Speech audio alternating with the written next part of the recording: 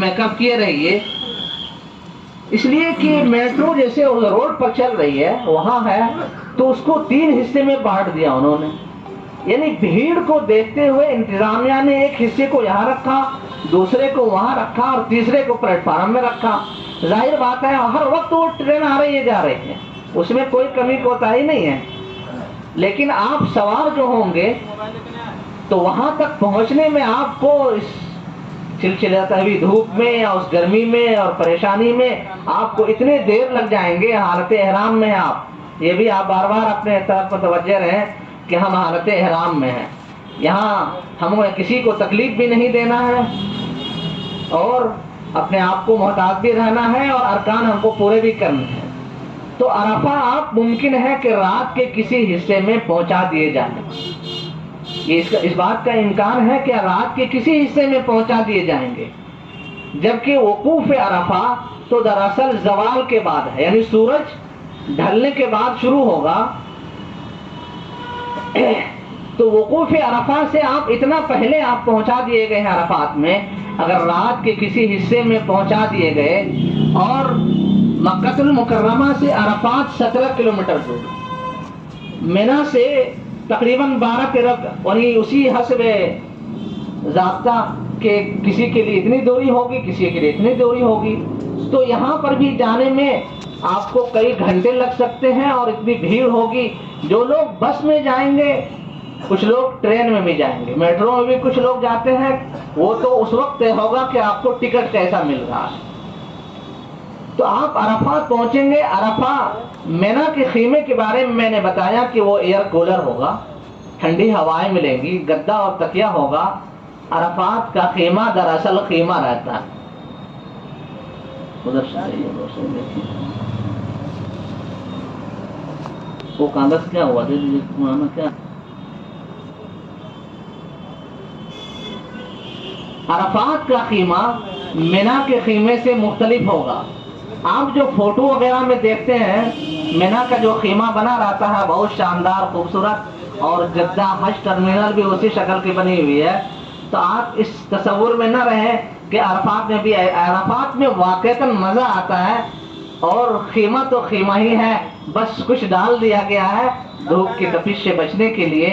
اور اب تو حکومت سعودیہ نے نیم کے درخت اتنے عرفات میں لگا دیے گئے ہیں کہ اب کوئی ایسا میدان آپ کو نہیں ہے کہ یہاں سے ہم جھریا تک دیکھ رہے ہیں، اب تو سب پارٹ بائی پارٹ بن گیا، اور آپ جس خیمے میں ہیں آپ اسی خیمے میں وہ بس والے، میٹرو والے، آپ کے وہ آدمی آپ کو وہاں تک چھوڑ دیں گے، بس یہ کام ہے ان کا۔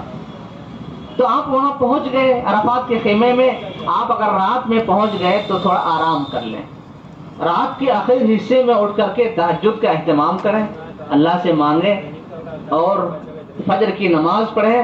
فجر کی نماز کے بعد کچھ کھانے پینے کا انتظام بھی کر لیں، کھانا وہاں بھی آئے گا آپ کے خیمے میں، اور کھانا تو عرفات میں اتنا آئے گا، اتنا کھانا ملے گا، اتنے لوگ آپ تک پہنچائیں گے کہ آپ پریشان ہو جائیں گے۔ عرفات کی سڑکیں 200 میٹر چوڑی ہے، وہاں پر جو مین سڑک ہے، یہ سڑک کھانے کے ڈبے سے پٹ جاتی ہے بالکل، اور پیروں تلے کھانے روندے جاتے ہیں، یہ کیفیت ہو جاتی ہے کھانوں کی۔ آپ اپنے خیمے سے نکلیں گے، اس لیے یہ ذہن میں نہ رہیے کہ کیا کھائیں گے، کیسے کھائیں گے اور کیسے پچائیں گے، یہ سوچنا ہے آپ کو۔ اب آپ وہاں خیمے میں جب ہوں گے نا، اور خیمے سے مین روڈ جیسے یہ ہے نکل گئے، تو وہاں پر بڑی بڑی وہ گاڑیاں جو ہوتی ہے، ٹرالی جو ہے وہ لگی رہتی ہے۔ آپ کہیں گے کہ مجھ کو ایک پیکٹ دیا جائے کھانا، آپ ہاتھ بڑھائیں گے تو کہیں گے ایک پیکٹ نہیں، ایک ڈبہ، ایک کارٹون لے لیجئے، اور کارٹون آپ کے سر پر ڈال دے گا وہ۔ مشروبات، آئس کریم اور دوسری چیزیں اتنی وہ دیں گے کہ بتائیں نا، آپ اپنے خیمے تک پہنچنے پہنچتے آئس کریم جو ہے نا آپ کا گل گیا ہوگا، یہ حال ہو جاتا۔ کچھ لوگ ہوس میں سوچتے ہیں اور لے لے، ابھائی اور کیا کریں گے آپ لے کر کے، آپ ایک دو کھائیں گے، ایک دو ڈبے لے لیجئے۔ یہاں سے 100 میٹر جاتے جاتے وہ تو سارا مزاج اس کا بدل گیا ہوگا، اس لیے ہاں اپنے ساتھ پانی کی بوتل ہے، اس طرح اتنے مشروبات کھانے عرفات میں، اور پھر پیکٹ بھی پہنچتا ہے وہاں پر، اس لیے یہ سب جھنجھٹ تو آپ سوچیے ہی نہیں کہ کیا ہوگا وہاں پر۔ عرفات میں کچھ لوگ اپنے خیمے سے باہر آپ کو نہاتے ہوئے ملیں گے زوال سے پہلے پہلے، چونکہ وقوف عرفہ شروع ہوتا ہے زوال کے بعد، تو کچھ لوگ نہاتے ہوئے ملیں گے۔ ظاہر بات ہے یہ عرفہ سفید کپڑے ہی عموماً پہنتے ہیں لوگ، یہ لنگی پہن رکھی ہے، سفید کپڑے جب پانی ڈالیں گے تو بدن جھلکتا ہے، آپ کا عیب دکھے گا، یہ شریعت اس کو منع کرتی ہے، اس کی اجازت تو عام دنوں میں کہیں بھی اجازت نہیں ہے جائے کہ آپ حالت احرام میں ہیں اور یہ کوشش کریں، اس لیے آپ اس دن صبر کر لیجئے اور نہ نہائے تو بہتر ہے۔ عرفات میں نہانے وانے کا چکر نہ رکھیے، کچھ لوگ ہیں کہ بغیر نہائے ہوئے کہتے ہیں کہ میرا دن ہی نہیں کٹ سکتا ہے، تو ان کوششوں میں نہ رہیے۔ ٹوائلٹ باتھ روم کی ضرورت ہے، آپ 8-9 بجے فارغ ہو لیجئے، ناشتے سے بھی فارغ ہو لیجئے اور یکسو ہو کر کے تھوڑی دیر تو اپنے خیمے میں بیٹھ جائیے۔ ابھی وقوف عرفہ کا وقت شروع نہیں ہوا ہے، ابھی اپنے خیمے میں رہیے اور کچھ پڑھنا شروع کیجیے، دنیا جہان کی باتیں نہ کیجیے۔ وہاں پر دیکھیے 3 باتیں ضرور ہوتی ہیں خیمے میں۔ نمبر 1، اختلاف شروع ہوتا ہے، مسلک کا اختلاف ہوتا ہے۔ دوسرا اختلاف شروع ہو جاتا ہے کہ ہم قصر کریں گے یا پوری نماز پڑھیں گے، اور تیسرا ہوتا ہے وقت کا بھی اختلاف ہوتا ہے کہ ہم ظہر کب پڑھیں گے، عصر کب پڑھیں گے۔ یہ 3 اختلافات ہوں گے۔ آپ یہیں سے اپنے ذہن کو مطمئن کر لیجئے کہ ہمیں کرنا کیا ہے۔ آپ جس عالم پر اعتبار کرتے ہیں، اگر آپ کو مفتی سیف اللہ صاحب پر زیادہ اعتماد ہے تو ان سے مسئلہ پوچھ لیجئے اور آپ اطمینان سے زندگی وہاں جو کرنا ہے وہی کیجئے گا، لیکن وہاں جا کر کے ان چکروں میں آپ ہرگز نہ پڑیے گا، ان تینوں چیزوں میں۔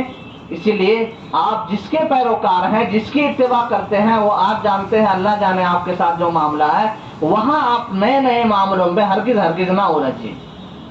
تو یہ مسلک کی دیوار کو آڑے نہ آنے دیجیے، وہاں پر ایک لباس، ایک تلبیہ، یک زبان اور ایک کام کے لیے آپ گئے ہوئے ہیں، وہاں سب لوگ یکساں ہو جائیے، وہاں اس اختلاف کی دیوار کو مٹا دیجیے۔ اور اب آپ وہاں پر تلاوت اور تذکیر کے بعد مانگیے اللہ تعالیٰ سے۔ اب عربی کی جو دعائیں ہیں، مولانا افروز صاحب نے جو کون دعا ہے آپ کو ابھی سنائی ہے، ظاہر بات ہے سب کے بس میں تو ہے نہیں اتنی دعائیں پڑھنا اور یاد کرنا، لیکن آپ اپنی زبان میں مانگ تو سکتے ہیں، لیکن میں یہ کہہ رہا ہوں آپ دھیان دیں کہ آپ کی اپنی زبان بھی تنگ ہو جائے گی اور آپ پریشان ہوں گے کہ اب ہم اللہ سے کیا مانگیں گے۔ اسی لیے اکابر کی، علماء کی جس زبان میں ہو، اردو، ہندی، دعائیں، اذکار یہ سب لکھے ہوتے ہیں، اس کو اپنے ساتھ رکھیے اور اس کو رکھ کر کے آپ کو مانگنے کا سلیقہ وہاں پہلے بھی سیکھیے اور وہاں عمل کیجیے، ورنہ آپ زبان میں کیا کہیے گا، ایک ہی بات کو کتنی دہرائیے گا، تھک جائیے گا، شیطان کہے گا بس کرو نا، اب کتنا مانگو گے، ایک ہی چیز مانگ رہے ہو بار بار، تو آپ سوچیے گا چلو اب آرام کر لیں، چلے آئس کریم کھا لیں باہر جا کر کے، نہیں۔ اسی لیے علماء جو کہتے ہیں دعاؤں کے بارے میں، اسی لیے کہتے ہیں کہ آپ اردو زبان ہی میں، ہندی زبان ہی میں وہ ایک تفصیل آپ اپنے پاس رکھیے اور اپنے بیگ میں رکھیے، اس کو سامنے رکھ لیجئے، اور عرفات کے اس میدان میں آپ بار بار اللہ تعالیٰ سے دعا مانگیں۔ اور دعا کی خاص گھڑی ہوتی ہے قبولیت کی، اور وقوف عرفات کا وقت جو ہی شروع ہوگا، اب لوگ خیمے سے باہر ہو جاتے ہیں، اب یہ خیمہ چھوڑ دیتے ہیں لوگ۔ میں نے بتایا کہ اس سال تو ٹیمپریچر جو دکھ رہا ہے وہ تو کم دکھ رہا ہے کہ 43 ڈگری سیلسیس اس مرتبہ ممکن ہے ہو، یا تھوڑے بہت آگے پیچھے ہوں گے، کم ہوں گے، کبھی کبھی تو اس سے بہت آگے بڑھ جاتا ہے، اور لوگ اس کھلے ہوئے آسمان میں احرام کی حالت میں سر کھلا ہوا اور کوئی کپڑا نہیں، اور وقوف عرفہ کا وقت شروع ہوتے ہی لوگ باہر ہو جاتے ہیں اور ہاتھ اٹھا کر کے لوگ دعائیں کرنا شروع کرتے ہیں، اور وہ دعائیں کریں گے کہ آپ تعجب میں پڑ جائیں گے، بعض لوگوں کے ہاتھ تو گرتے ہی نہیں ہیں۔ آپ کو حیرت ہوگی اور تعجب ہوگا کہ یہ بوڑھے آدمی جس کی عمر 70 برس دکھ رہی ہے، میں دیکھ رہا ہوں کہ 11:30 بجے سے اس بندے نے ہاتھ اٹھائے ہیں اور 3 بجنے کو ہیں اس کا ہاتھ گر ہی نہیں رہا۔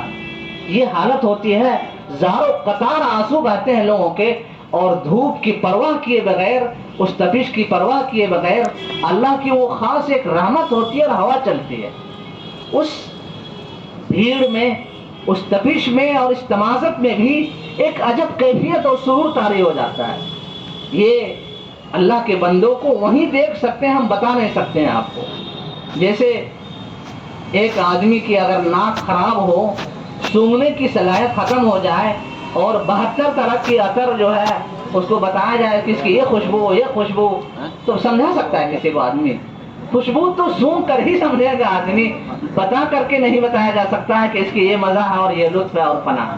تو عرفات میں دیکھیں گے، عرفات کا نام لیتے ہی دیکھیں تھوڑا سا سایہ ہو گیا ہے، تو عرفات میں آپ دیکھیں گے ایسے ہی کیفیت طاری ہوتی ہے، دھوپ کی تمازت کم ہوگی، بیشی ہوگی، بادل بھی چھائے گا اور دھوپ اسی انداز سے، دھوپ اس تیزی کے باوجود دیکھیں گے کہ رحمت کی ہوائیں چل رہی ہیں اور بڑا لطف اور سرور آتا ہے اس کو۔ تو اس وقت آپ اللہ سے گڑ گڑا کر کے آپ بھی مانگے، اپنے لیے مانگے، ہم سب کے لیے مانگے، پورے ملک کے لیے مانگے، اپنے اعزاء اور اقربا کے لیے مانگے، یعنی اس میں کوئی کوتاہی نہ کیجیے گا۔ یہ دن اور کبھی نہیں آنے والا ہے، یہ موقع اور نہیں آنے والا ہے، پتہ نہیں کتنے لوگوں کو نصیب ہوگا کہ دوبارہ عرفات میں پہنچ جائیں۔ عرفات کی یہ خصوصیت ہے کہ اللہ تعالیٰ نے مقدر، یعنی ابھی آپ چاہیں گے آج سفر کر لیں اور کل پہنچ جائیے گا آپ عرفات، اس کی وہ بات نہیں ہے۔ عرفات کی خصوصیت تو 9 ذی الحجہ کی ہے، یعنی 9 ذی الحجہ میں اللہ تعالیٰ نے جو وعدہ کر رکھا ہے اور ہم سب کے آقا و مولا سرور کائنات صلی اللہ علیہ وسلم نے جو ہم سب کو بتائی ہے، وہی باتیں ہمارے لیے باعث عزت، باعث فخر ہے۔ تو عرفات کے میدان میں اپنے آپ کو جھونک دیں اور اپنا پورا استعمال کریں وہاں پر۔ اگر آپ تھکاوٹ محسوس کر رہے ہیں کہ آپ کو تکلیف بھی ہے، ایک بیمار آدمی برداشت نہیں کر سکتا ہے، تو شریعت آپ کو مکلف نہیں کرتی ہے۔ عرفات میں چند سیکنڈ بھی گزار لینا، وہ عرفات کا جو حق ہے وہ ادا، یعنی وہ حج جو فرض ہے وہ پورا ہو جاتا ہے۔ حق تو یہ ہے کہ پورا لگایا جائے، ٹھیک ہے؟ تو آپ اپنے خیمے میں آ جائیں، تھوڑا آرام کریں، پانی پیئیں، ضرورت کی چیزیں استعمال کریں اور طاقت کی چیزیں آپ کچھ کھاتے پیتے رہیں۔ میں نے پہلے کہا، اب بھی کہہ رہا ہوں کہ حج میں بخیلی نہیں کریں، کھانے پینے اور طاقت کی چیزیں آپ لیتے رہیں، اسی سے آپ کی وہ گاڑی چلے گی آگے۔ تو یہ سب چیزیں لیتے رہیں۔ اور اس کے بعد رسول اکرم صلی اللہ علیہ وسلم نے حجۃ الوداع کا جو خطبہ کیا تھا، جو پوری دنیا کے لیے قیامت تک کے لیے ایک منشور ہے، ایک دستور ہے، جہاں پر جبل رحمت کے قریب وہ ایک علامت کے طور پر بنایا گیا ہے، وہاں آپ اپنے خیمے سے جانے کی ہر آدمی کوشش نہ کرے۔ ہر آدمی نہیں پہنچ سکتا ہے، خیمہ بھول جائے گا، وقت پر اسے جانا بھی ہے۔ ہاں، کچھ لوگ اگر ایسے ہوں جسے یقین ہے کہ ہم پہنچ بھی جائیں گے، آ جائیں گے، تو جانے میں کوئی حرج بھی نہیں ہے، تھوڑی دیر کے لیے جا بھی سکتے ہیں۔ میں نے بتایا کہ عرفات کی وہ سڑک جو 200 میٹر ہے، وہ کھانے سے اٹ پڑ جاتی ہے۔ لوگ کھاتے ہیں، مشروبات پیتے ہیں، پھینکتے ہیں، آدھے بوتل پانی پیا، آدھا پھینکا، یہ سب چلتا رہتا ہے اور لوگ چلتے رہتے ہیں۔ اگلے دن اس کی صفائی کا اہتمام حکومت کرتی ہوگی۔ تو عرفات میں آپ اتنی دیر ٹھہرے رہے ہیں۔ ظہر کی نماز کا وقت ہم لوگ، چونکہ مولانا نے بتایا کہ مقیم ہوں گے وہاں اور مقیم کو پوری نماز پڑھنی ہے، لہذا ظہر کی نماز 4 رکعت جماعت کے ساتھ پڑھنی ہے، اور تھوڑی دیر کے بعد جب عصر کا وقت ہوگا تو عصر کی نماز بھی 4 رکعت پوری نماز پڑھنی ہے۔ جو لوگ، جو کتابوں میں آپ دیکھ رہے ہوں گے، وہ امام جو حج کے امام متعین ہوتے ہیں، مسجد نمیرہ میں جو امام ہے وہ نماز خطبہ دیتے ہیں حج کا، تو وہاں پر وہ ایک ساتھ ظہر اور عصر کی نماز پڑھتے ہیں۔ وہاں پہنچنا ذرا مشکل کام ہے، ذرا مشکل نہیں، بڑا مشکل کام ہے۔ اور مسجد نمیرہ بھی 2 حصے میں بٹا ہوا ہے، یعنی یہ حصہ مسجد نمیرہ کا عرفات میں ہے اور ایک حصہ عرفات سے باہر ہے۔ حکومت نے وہاں بڑے بڑے بورڈ لگا رکھے ہیں کہ یہاں سے عرفات شروع ہو رہا اور ختم جہاں ہو رہا ہے وہاں لکھ دیا، اینڈ عرفات تو وہاں لکھ دیا کہ عرفات یہاں میدان ختم ہے۔ اس سے باہر رہنا نہیں ہے, ہمیں اسی کے دائرے میں رہنا ہے. رہنا تو ہمیں اپنے خیمے میں رہنا ہے, اور اسی کے ارد گرد جو کھلی ہوئی جگہ ہے وہیں پر دعائیں کرنی چاہیے, اور وہیں پر اپنے اللہ سے ہمیں جو کچھ مانگنا ہے وہیں مانگنے چاہیے. لیکن یہ اس بات کی گنجائش ہے کہ آپ تھوڑی دیر کے لیے اگر جانا چاہیں گے, جو لوگ جوان آدمی ہیں, طاقت بساط ہے, بھولنے کی بیماری میں مبتلا نہیں ہے, اور جو اکیلے ہیں خاص طور پر, جن کے ساتھ فیملی ہے, وہ تو ایسی باتیں نہ کریں, وہ بعد میں گھوم لیں, جا لیں, پہنچ لیں. لیکن اگر فیملی ہے تو اس وقت آپ سمجھیں کہ اس جگہ کو بھی ہم ذرا ابھی معائنہ کر لیں گے, ایسا نہیں کرنا چاہیے. بہرحال عرفات کا یہ کام جو الحج و العرفہ, حج تو عرفات ہی اصل حج ہے, یہ ایک کام آپ نے پورا کر لیا. کتنا ٹائم ہو گیا؟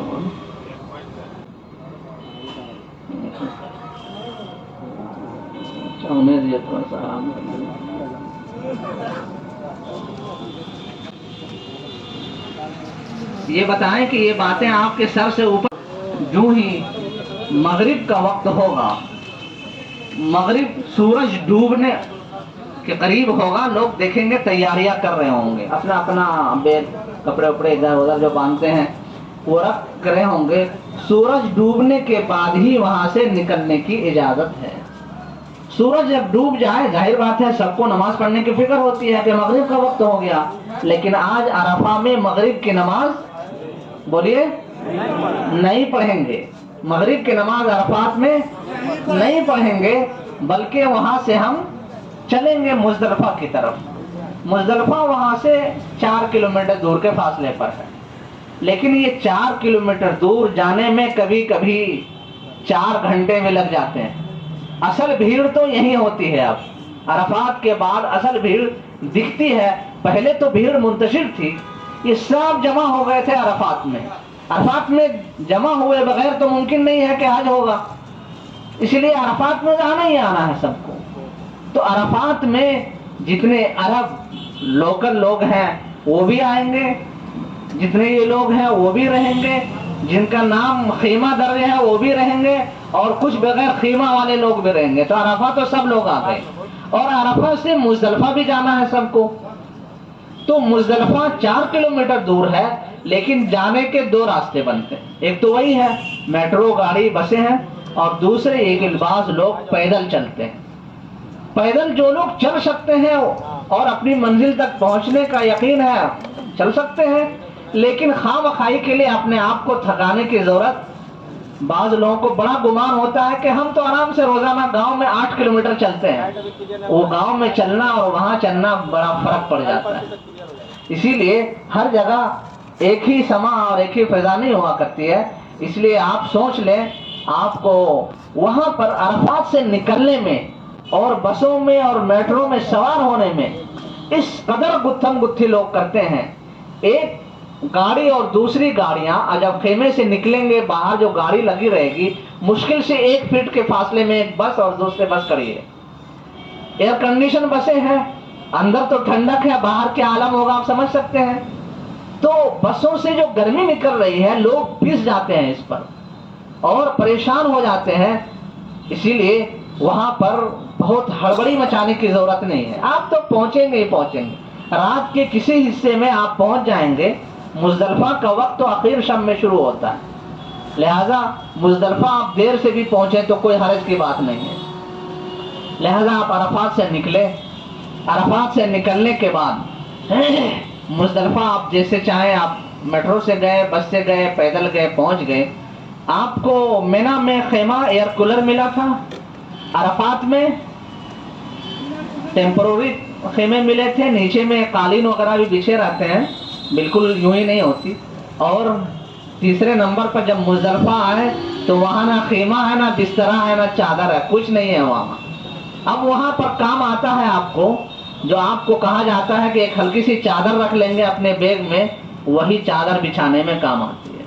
مزدلفہ میدان ہے, کہیں پہاڑی علاقہ تو وہ ہے ہی, تو آپ مزدلفہ تنگ جگہ ہے, اور یہ سارے لوگ مزدلفہ میں قیام کریں گے. کبھی کبھی مزدلفہ میں عشاء اور مغرب کی نماز میں وہیں پڑھنی ہے, چاہے آپ رات کے کسی حصے میں پہنچ رہے ہیں, وہاں مغرب اور عشاء کی نماز پڑھنی ہے، بسا اوقات مزدلفہ میں اتنی جگہ تنگ ہو جاتی ہے کہ پاؤں پسارنا مشکل ہو جاتا ہے.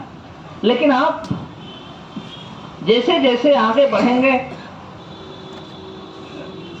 ایک صاحب نے حج بدل کا مستقل طریقہ پوچھا ہے، میں ان سے گزارش کروں گا کہ آپ اطمینان سے آ کر کے مجھ سے، مفتی سیف اللہ صاحب سے، مولانا افروز صاحب سے یہ مستقل پوچھ لیں. یہ ایک مستقل مسئلہ ہے، یہ خاص پوائنٹ اگر پوچھنا ہے تو ہم بتائیں گے ابھی، لیکن آپ کو حج بدل کا مستقل ہم کیا کیا بتائیں گے آپ کو. بہرحال تو مزدلفہ جب آپ پہنچیں گے تو مزدلفہ میں نے بتایا کہ وہاں کوئی خیمہ نہیں، آپ کا کوئی نمبرنگ نہیں، وہاں پر کوئی زمین میں قالین نہیں، کچھ نہیں ہے.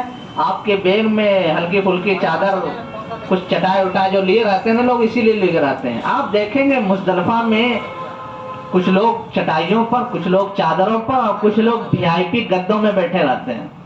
یعنی کچھ عربوں کو دیکھیں گے کہ وہ 10-10 ہزار روپے کہ وہ گدے وہ بچھاتے ہیں، تھوڑی دیر کے آرام کریں گے اور ویسے چھوڑ کر کے چل دیتے ہیں وہ.